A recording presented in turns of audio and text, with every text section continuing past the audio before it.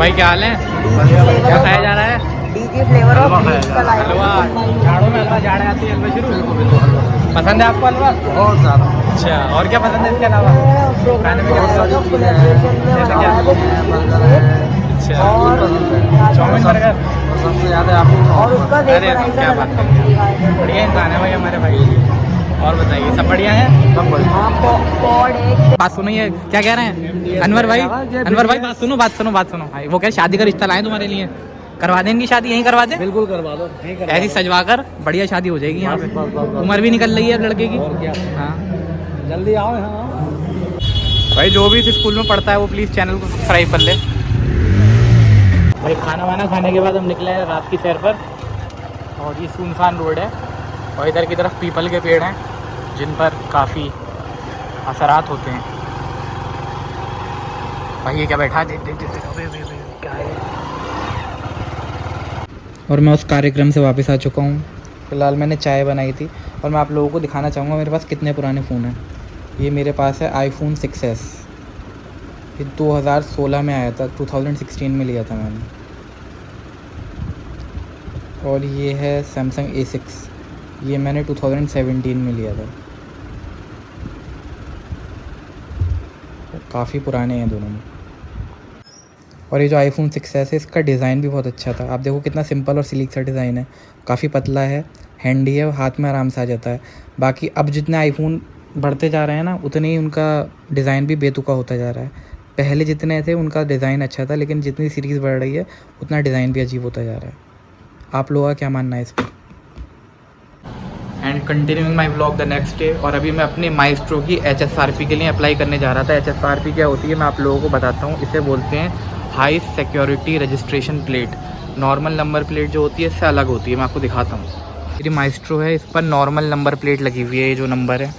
बाकी HSRP जो होती है वो अलग होती है, वो भी दिखाता हूँ मैं आपको। वो मेरी गाड़ी पर है, आप देख पा रहे हो जो मेरी अल्ट्रॉस पर ये HSRP की प्लेट है।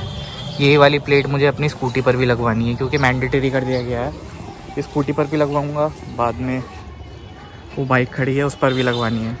फ़िलहाल पहले स्कूटी के लिए अप्लाई करने जा रहा था मैं। देख सकते हो बाइक पर भी नॉर्मल नंबर प्लेट है, इस पर भी HSRP की अप्लाई करूँगा मैं। फ़िलहाल पहले स्कूटी पर लगवा लेता हूँ। और मैंने ये सोचा था ये इन्फॉर्मेशन मैं आप लोगों को भी दे दूँ, जिस किसी ने भी HSRP की नंबर प्लेट नहीं लगवा रखी है अपने व्हीकल पर, वो लगवा लें, क्योंकि अब मैंडेटरी है लगवाना। फिर बेवजह में आपका चालान कटे या कुछ हो, इससे अच्छा आप लगवा लीजिए। और मेरी शेव भी बहुत ज़्यादा बढ़ गई है, मैंने नोटिस किया वीडियो के अंदर, बहुत अजीब सी हो रही है। इसे भी कल वल में बनवाऊँगा, आज तो टाइम नहीं है मेरे पास, बट बहुत ज़्यादा अजीब लग रहा हूँ।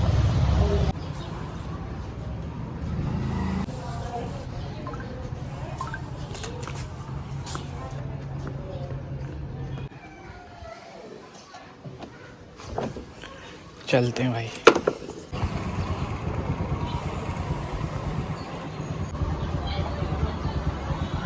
और भाई मैं आ गया हूँ नंबर प्लेट अप्लाई कराने के लिए।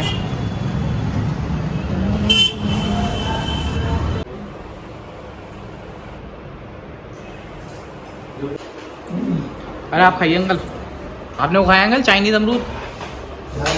नहीं चाइनीज़ अमरूद खाया है ना, बढ़िया होता है ना, कितना बढ़िया होता है। जो खाओ उसका डलवा दो वीडियो को।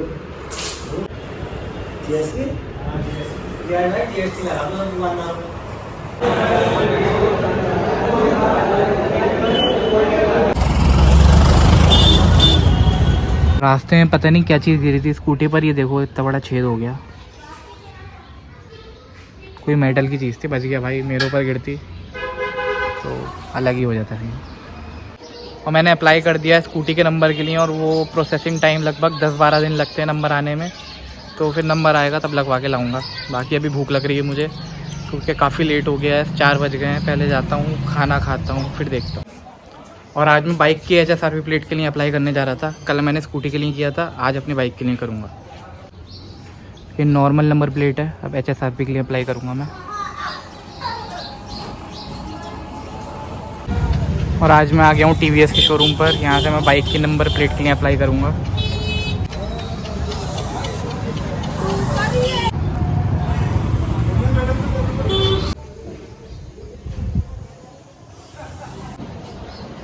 और मैंने अप्लाई कर दिया बाइक की नंबर प्लेट के लिए भी, और इसको आने में भी 1 हफ्ते से 10 दिन का टाइम लगेगा।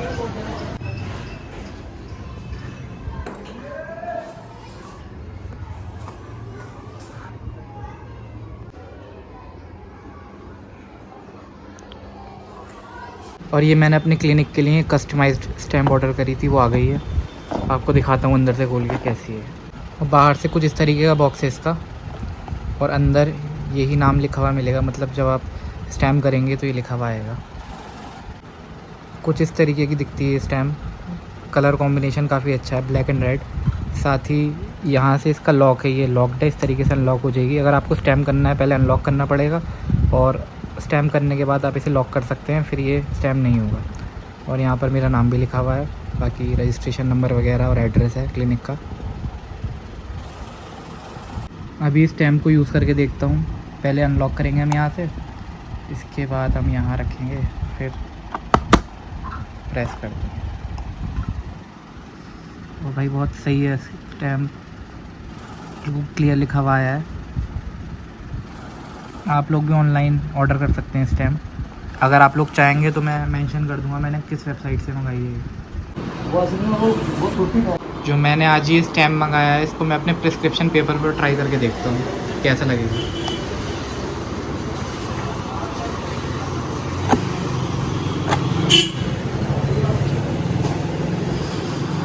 ऑल इन ऑल अच्छा लग रहा है। टेस्ट बताइए अंकल कैसा है इसका? हाँ अच्छा है टेस्ट। पास हो गया? पास हो गया? हल्दीराम वाले मिलावट भी नहीं होती वैसी वाली। हल्दीराम तो भाई बढ़िया होता है, टकाटक का जवाब नहीं है अंकल, नंबर 1। दोस्तों हमारे साथ जुल्फकार अंकल वापस आ चुके हैं। कैसे हैं अंकल आप? ठीक है, तो आइए। अंकल हमें कोई एक आप मसला सुनाने वाले थे वैम्पायर्स के ऊपर, वो बताइए। वैम्पायर एक पुरानी सुनाते हैं हम आपको। कितने साल पुरानी है अंकल? वो भी कम से कम 70-80 साल पुरानी, और वो भी हमने भी एक उसमें देखी थी। तो उसमें ऐसा था कि एक कॉलेज था, डिग्री कॉलेज में स्टूडेंट पढ़ा करते थे। अच्छा। अब उसमें मतलब कोई एजुकेशन थी, लड़की लड़के सब अपने होते थे, बड़े बड़े खूबसूरत लड़कियां थी, बहुत बहुत खूबसूरत लड़के थे। अब कुछ नहीं, अपने सही एजुकेशन सही चल रही थी, अच्छा माहौल था, सब साफ सुथरा माहौल था।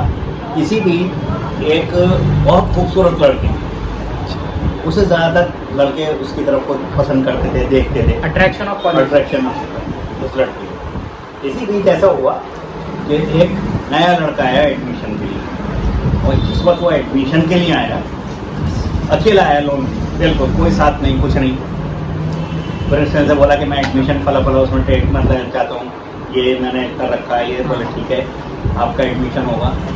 तो अब प्रिंसिपल भी उसका चेहरा देख के वो भी बहुत वो हुआ, बोले अट्रैक्शन उसका लड़के का, बोले इसके अंदर क्या ऐसी खूबी है कि जिसे ये दिल चाह रहा कि इसे देखते ही रहो, मन मोह लेता था एकदम। प्रिंसिपल भी बोले ठीक है बेटा आपका एडमिशन होगा, आप पढ़िए आप बैठिए। मगर उस बच्चे के लड़के के अंदर एक खास बात थी कि वो जो था मतलब बहुत कम बोलता था, और बड़े प्यार की निगाह से हर एक को देखता था। अब उसके हालत ये हो गई उस लड़के की कि उस डिग्री कॉलेज में जितनी लड़कियां पढ़ रही थी हर एक उससे अट्रैक्ट थी, और हर एक ही चाहती थी कि बॉयफ्रेंड बना ले, इसे अपना फ्रेंड बना ले, बॉयफ्रेंड बन जाए, हमारा इससे ताल्लुक हो जाए, और हम इसे मतलब ये चाहते हैं कि हम इसे अपना बना लें। हाँ अपना बना लें। अब वो लड़का खामोश रहना, अपना पढ़ना, और सिर्फ सब लड़कियों और लड़कों की तरफ बड़े प्यार से देखना, और इसके बाद अपने काम में लग जाना। एक दिन ये हुआ कि जो लड़की कॉलेज में बहुत फेमस थी, खूबसूरती में, बातचीत में, जिसका जिक्र हमने शुरू में करा था, हाँ, तो उसे मतलब जिसे और लड़के भी पसंद करते थे, उस लड़की ने कुछ उसकी तरफ को इस ढंग से देखा कि वो लड़का जो था उसकी तरफ एक पना अट्रैक्ट, और बहुत ज़्यादा उसे पसंद किया। दोनों की आंखें टकरा गई। हाँ, और पसंद करके बोला, उसका कामनी नाम था उसका, बोले कामनी। लड़के का क्या नाम था? लड़के का नाम था शायद आशु बोलते थे कुछ, आशु बोलते थे। कामनी और आशु की कहानी है। हाँ, तो बोले कामनी, बोले दी, आप ऐसा है कि हम आपसे दोस्ती करना चाहते हैं। बोले दोस्ती और आप तो किसी से भी दोस्ती नहीं करते, हमसे कैसे कर लेंगे? बोले भाई यही तो खास बात है कि मैं आपसे दोस्ती करना चाहता हूँ। अब कहानी बड़ी खुश कि मतलब जिसके पीछे सैकड़ों लड़कियाँ घूम रही हैं वो मेरे किसी से बात नहीं हो, वो मेरे पीछे। बोले ठीक, बोले ठीक है, अगर दोस्ती की बात है ठीक है, हम आपसे दोस्ती करेंगे। दोस्ती करने में क्या जा रहा है? कोई बात नहीं, जानना अच्छी बात है। आखिरकार ये हुआ कि दोनों में दोस्ती हुई, दोस्ती से साथ नज़दीकियाँ बढ़ी, अजीब नज़दीकियाँ होते होते प्यार हो गया। प्यार में पहुंच गई बात। लड़की जो थी प्यार पूरी तरह से दिल से करने लगी लड़की को, मगर लड़का खामोश था। वो मतलब जब भी वो बात अपना इजहार करना चाहती थी आगे बढ़ने की कोशिश हाँ करती वो थी। घुमा जाए करता था बात, अरे कुछ नहीं। अब वो चलती रही बात, कुछ दिन ऐसी ही चलती रही, कोई बात नहीं। अब एक दिन जो था, एक मतलब साल बीत गया, नया साल शुरू हुआ, नया सेशन शुरू हुआ पढ़ा एजुकेशन का। तो उसमें ये हुआ कि पता चला कि एक लड़का और आया, और आने के बाद उसने भी एडमिशन, कुछ नहीं, मतलब उसमें इतना अट्रैक्शन नहीं था जितना कि इसमें था। पहले वाले में। पहले वाले में एडमिशन हुआ, सब कुछ हुआ। अब उसने देखा जबकि लड़की सीनियर थी उससे, उसे देख के और उसे बड़ी पसंद। बोले भाई मैं उसने साफ साफ कह दिया कि मैं आपसे दोस्ती नहीं, मैं आपसे प्यार करता हूँ, इजहार कर दिया। इजहार कर दिया। लड़की बोली मैं ऐसे कोई चक्कर नहीं करना, मैं ऑलरेडी मैं ऑलरेडी मतलब एंगेज हो चुकी हूँ। हाँ बोले आप बोले अब कुछ नहीं। और वो लड़का दिल ही दिल में उससे ये जानने की कोशिश करता था क्या आखिर वो कौन सा लड़का है जिससे ये पसंद करती है, इसे सब पसंद करते हैं मगर ये किसे पसंद करती है। अब उसे एक दिन इत्तेफाक से ये हुआ कि वो लड़का और ये लड़की दोनों बैठे बैठे चाय पी रहे थे, बैठे हुए खोके पे बैठे थे। वो बैठे बैठे हाँ अपने रेस्टोरेंट में, दोनों इत्तेफाक से वो भी आ गया। तीसरा वाला लड़का। हाँ तीसरा उसने देखा, देखने के बाद वो उस लड़के से बोला अलग ले जाके 1 मिनट बात करना चाहता हूँ। चैम्बर में ले गया। बोले बोले ठीक है, चैम्बर से उठा ले गया। बोले आप इस लड़की के पीछे ना पड़े, इस लड़की को अब मैं पसंद करता हूँ। बोले आप कैसे पसंद करते हो? बोले इसे तो मैं पसंद करता हूँ। तो बोले आप जानते हो मैं कौन हूँ? तो बोले बताइए आप कौन हूँ? कि मैं वो। तो अंकल कुछ तकनीकी कारणों की वजह से हमें रुकना पड़ गया था, दोबारा आप कंटिन्यू कीजिए। ये तो उसमें वो जो लड़का जो दूसरा आया हुआ एम्पायर, मतलब तो उसने मतलब बोला कि मैं इससे प्यार करता हूँ। तो बोला कामनी से प्यार करता हूँ। हाँ, कामनी से प्यार करता हूँ। बोले ऐसा है, आप वो कौन? आप मुझे जानते हो मैं कौन हूँ? बोले आप शायद मुझे नहीं जानते मैं कौन हूँ। तो दोनों में आपस में तकरार होने लगी। बोले ये कामनी मेरी है, बोले कामनी तुम्हारी नहीं मेरी है। दोनों में मतलब ये हालत। बोले आप शायद पहचान नहीं रहे। बोले आप बताइए कौन है? बोले मैं वैम्पायर हूँ, वो हूँ जो आदमी का रक्त खून पीता हूँ। ये दूसरे लड़के ने बताया। दूसरे बोले। अच्छा। बोले अच्छा तुम वो हो? और बोले मैं, मुझे जानते हो मैं कौन हूँ? बोले आप बताइए कौन? मैं भी तुम्हारे उधर बिरादरी। बोले हैं बिरादर? बोले नहीं आप तो इसमें इंसान लग रहे हैं। बोले जी जैसे आप इंसान लग रहे थे ऐसे मैं इंसान लग रहा हूँ। बोले जी अंकल अब फिर से बताइए, हाँ। तकनीकी कारणों से आज रुकना पड़ रहा है बार-बार, अब बताइए।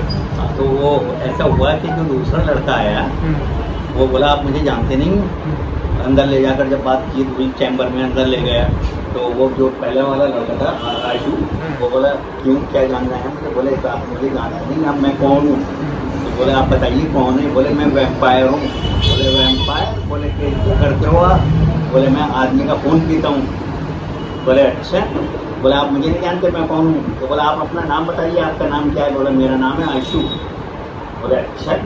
बोले आप ऐसा है, मेरा नाम आशु है, आप मेरी कामनी से दूर रहिए, कामनी मेरी है, सिर्फ मेरी रहेगी, आपकी नहीं होगी।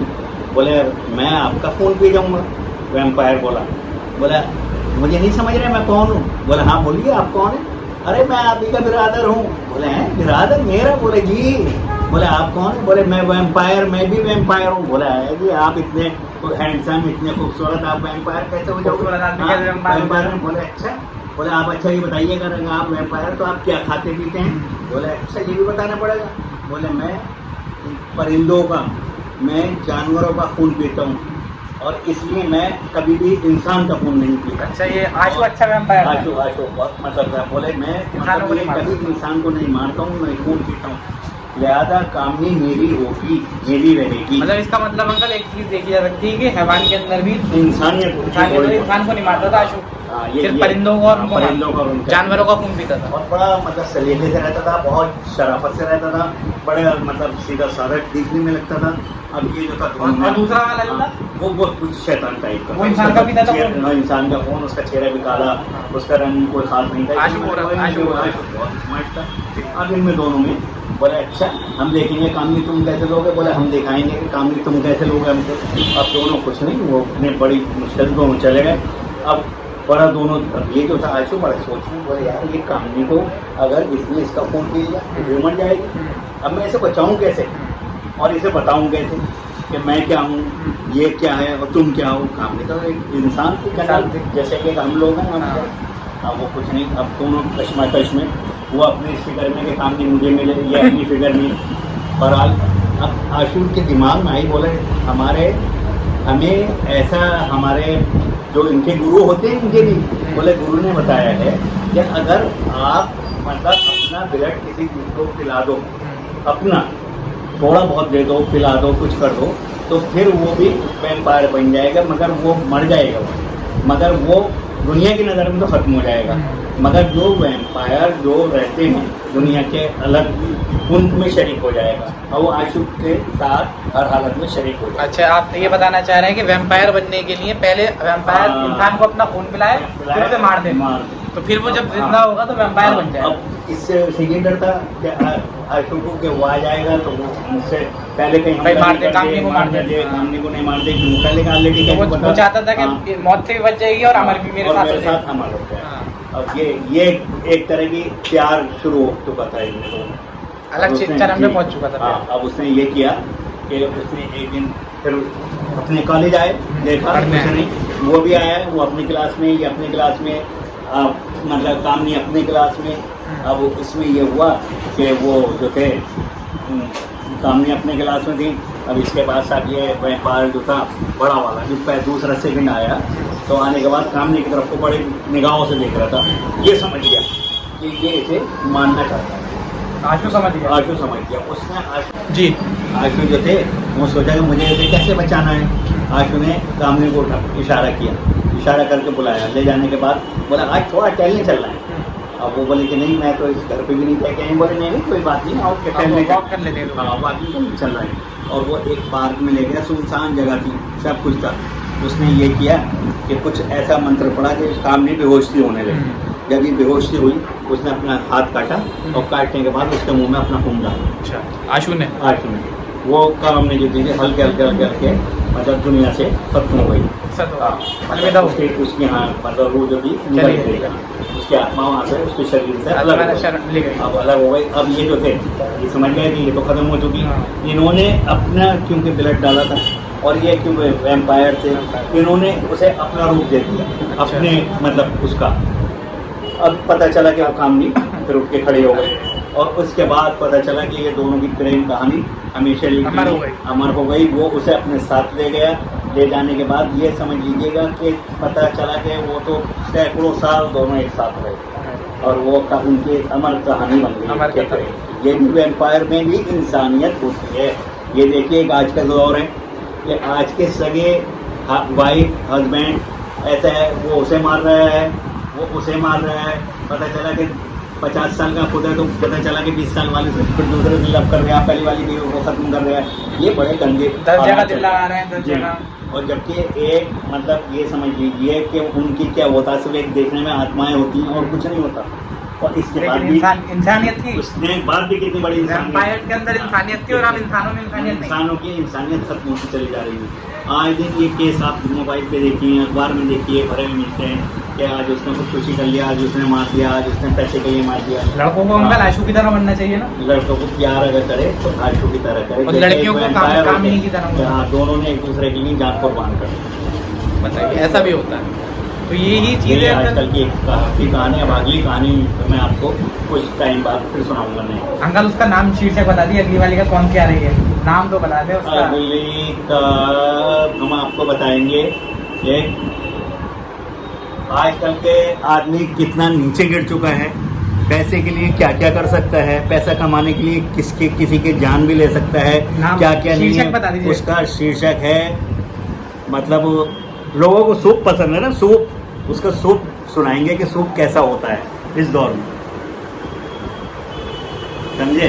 अब वो सूप किस तरह का बना है, कैसे बना है, किसका बना है, ये चीज़ आपको पेश करेंगे। और नाम क्या होगा अगली कहानी का हमारी? अगली कहानी का हम नाम बताएंगे आपको कि एक मतलब बहुत खतरनाक व्यक्ति का खूनी सूप किस तरह से बनाया और किस तरह से पिलाया। बताइए। तो अगली बार हम अंकल से सुनेंगे खूनी सूप की कहानी। आप लोग कमेंट करिएगा और मेरे चैनल को और प्यार दीजिए। मिलते हैं आपसे किसी और ब्लॉग में, तब तक के लिए goodbye. Goodbye uncle, और सब सुरक्षित रहिए और दूसरे वाले वैम्पायर से बच के रहिए। वैम्पायर आज भी होते हैं अंकल, बता दीजिए। वैम्पायर तो हमेशा रहेंगे। हाँ।